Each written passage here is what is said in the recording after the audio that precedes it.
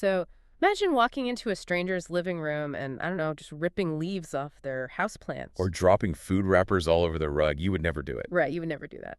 But we actually do it in nature all the time. We really do. Yeah.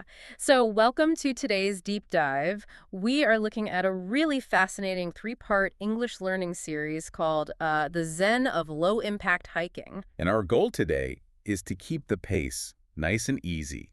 So this is perfect for your commute or just a quick mental break. Exactly.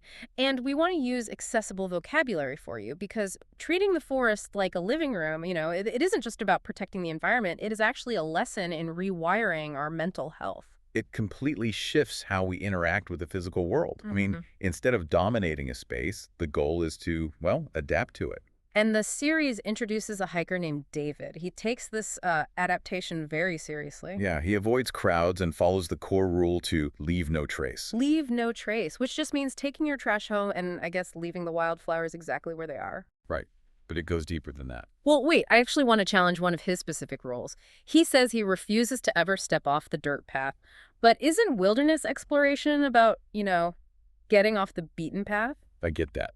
Staying strictly on a marked line does feel a bit restrictive, but that restriction is exactly the point. It helps to look at the structural difference between a road and a trail. Okay, break that down for us. What is the difference there? So a road is engineered for dominance. It is wide, it's paved, and it gets cars from point A to point B. While basically ignoring the environment entirely. Exactly.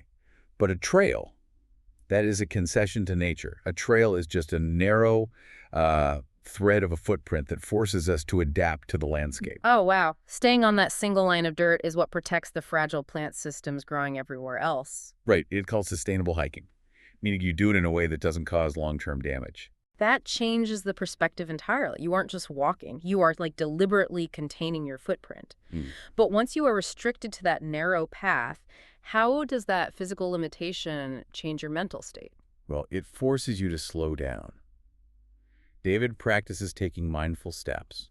Mindful steps, meaning he is really paying attention to the present moment. Yes. He stops obsessing over rushing to the mountain peak just to say he conquered it.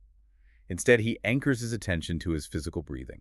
And the actual feel of the ground under his boots. Exactly. He is prioritizing the journey. There is this great moment in the text where David sees a stunning bluebird. And the modern reflex is to immediately, whip out a smartphone to capture it. Right, to take a photo for social media. Yeah. But he deliberately leaves his phone in his pocket. He chooses to just experience it. And that brings up an interesting distinction the series makes between the words notice and observe. Yeah, they aren't just synonyms here. The difference is actually in how your brain processes the moment. Like noticing is a quick realization? Exactly. Noticing is quick, like seeing a flash of blue feathers when that bird flies by. But observing is prolonged and deliberate. Oh, so observing is when David stops to carefully examine the texture of green moss growing on a rock. Yes. When you shift from noticing to observing, you are forcing your nervous system to anchor to micro details. And speaking of details, there is a practical vocabulary shift here, too. In scientific literature, you constantly read about flora and fauna. Right, the academic terms for plants and animals. Yeah, but out there on the trail, it is just wildlife. It is about taking clinical concepts and experiencing them in real life. Definitely. And that active observation is exactly how the stress response begins to shut down. By stopping the hunt for the destination. Right. By simply observing the wildlife, you lower your heart rate. You achieve what the author calls inner peace. Which is the ultimate payoff. Hiking acts as a natural medicine for mental health. David explicitly mentions how this practice helps him relieve stress from a demanding job. He leaves the woods feeling totally recharged and filled with gratitude. It is a beautiful contrast. I mean, this style of Zen hiking is engineered to be entirely low impact on the earth. But it has a massive high-impact return on our happiness. It's a perfect synthesis. By protecting the ecosystem through mindful action, we are simultaneously repairing our own psychological well-being. Absolutely. So we turn this over to you. How are you planning to relieve stress this week? We challenge you to take these ideas into your own life. Next time you are in a local park, try taking just a few mindful steps. Keep the phone in your pocket.